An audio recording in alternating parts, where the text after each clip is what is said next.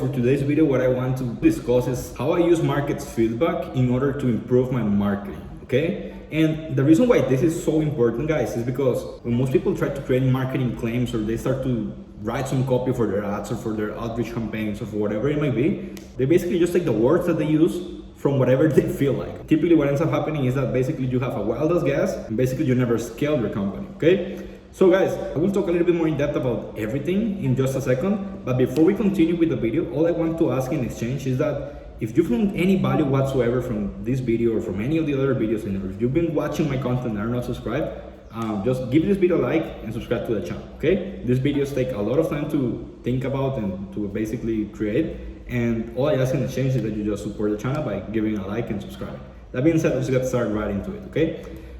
So guys, the first thing that I want to mention is that the best source of feedback you can have in the exact order are the following.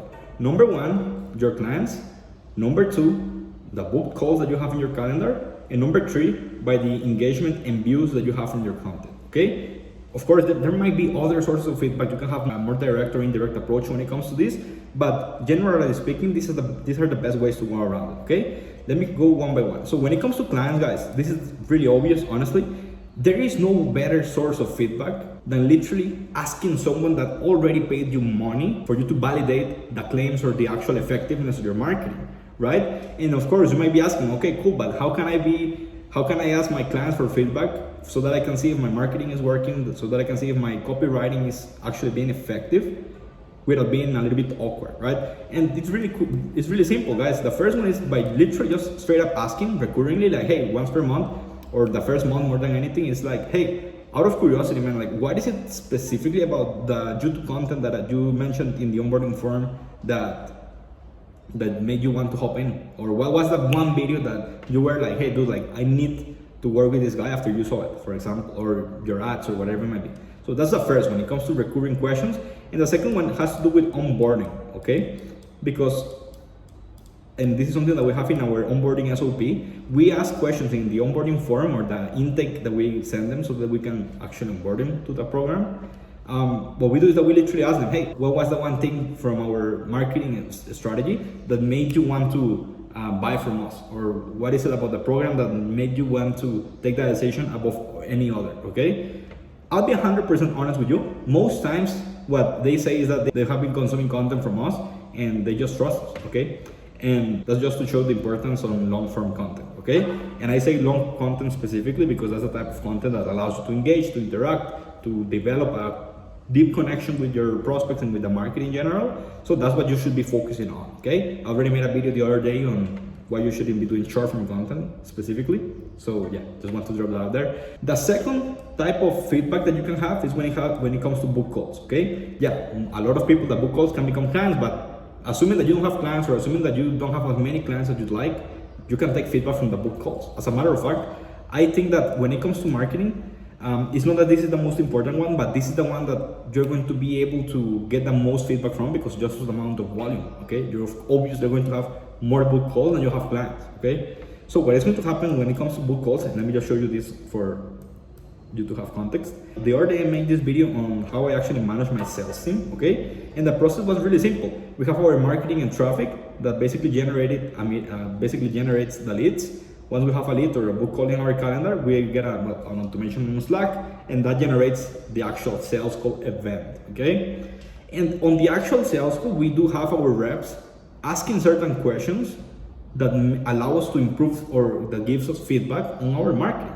So for example, we might ask questions such as, what resonated most from our marketing or our ads? Or what specifically about our YouTube content resonated with you at the beginning of the call? Or hey, out of curiosity, what was it about Enrique's content that made you want to hop on a call in the first place, or that made you want to book this meeting?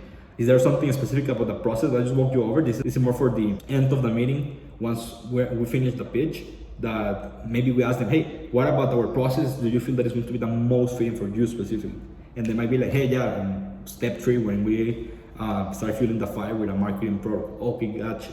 So that gives us feedback so that we can then talk more about that specific topic, or we can dive deeper into the specific terms of a certain concept or something that we did with our marketing, so that we can plug that into our marketing and traffic, so that we can have more leads and more meetings booked, basically, okay? So that will be the second way we actually use feedback to improve our marketing. And the last one that is really, really important, but again, just not as powerful as the other ones, are when it comes to engagement and when it comes to views that we get maybe from our YouTube videos or our Twitter content or Instagram or Facebook, whatever it might be, okay? This is a third form of feedback that we do value a lot. And let me give you an example, because this is actually something that is really crucial for us, right? One of our most viewed videos, I mean, when most viewed in comparison to the other videos, right?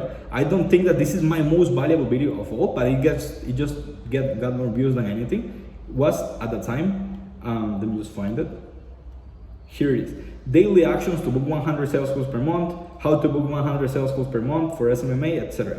Everything that has to do with booking meetings to generating appointments, if you take it into comparison with other content that I'm putting on my channel, it just gets more views, more and more views. So why is this important? Because that means that people are looking for more sales appointments. And guess what, guys? Imagine that and the way this is actually brought to life and how this actually gets applicable in the day-to-day life of you as a marketer or a copywriter is the following. Let's say that you were trying to come up with an angle for B2B SaaS, right? So if you didn't have the market feedback, you will be like, hey, everybody wants to make more money, so let me just make the claim, I help B2B SaaS companies make more money, okay? So if this was your claim, guess what? Of course, it's better to make this your claim on your landing pages or whatever it might be. Of course, I'm not going to say here some strategy on how to best go around where to put your claims in. Like that's not the point I'm trying to make. Of course, you have to have your avatar or your market segment you're looking to target, and you want to have an outcome, maybe without painful thing in here, okay? Painful thing.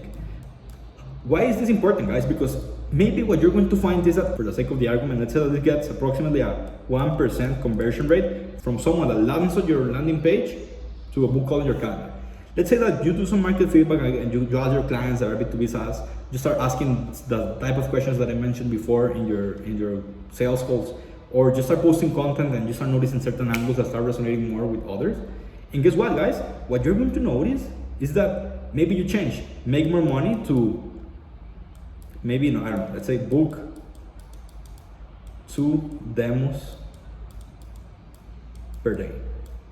And guess what, guys? All of a sudden, this 1% conversion rate increases to 3% conversion rate. And this is where the magic happens. Because then you're able to use that feedback that the market is giving you to improve your overall marketing in such a way that your claims and your copywriting efforts actually get to the goal that you're looking for. In this case, if it's a VSL book a call funnel, it will be booking a call, okay? That's how it's so powerful. That's the goal you want to have. Let me just give you an actual example, because if you go to our funnel building tool, let me just give you an example.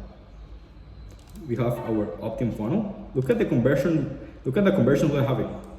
14% conversion rate. Tell me someone that is getting this sort of conversions. Almost none, right? And this comes from mastering avatar messaging and, of course, position ourselves as the actual solution to the problems and biggest pain points that our marketing is having, okay? And what's beautiful about this, by the way, guys, is that once you start coming up with these claims and you start developing avatar messaging and avatar mastery more than just the messaging part of the equation, what you're going to notice is that your actual marketing can also dictate, of course, what your product is all about. Because then if you start noticing that, hey, most people are looking not to improve their closing rate, even if I believe that it's better to improve the closing rate than just the amount of book calls in general, the truth of the matter is that this means that there is so much demand for this solution or for this type of angles that then your product can and actually should aim to go harder on the solution to this problem, because that means that there's a huge demand to that problem. Okay, guys, that will be it for this video. In case that you're not, make sure to, again, subscribe to the channel, like this video in case that you found it helpful. Follow me on Instagram. I'm going to start posting on Instagram regularly from now on. I think that I have been just sleeping way too much on Instagram. It's time to start going harder on it. And as always, I just want to recommend this song called Sabe by Nicky Nicole and Ro Alejandro. It's a little bit old, honestly, this song, but realistically speaking, is one of those bangers that if you have not heard, you should, okay? You should trust guys that have a message So just go ahead and listen to that song and let me know on Instagram if you actually liked it. That being said, see you guys in the next one.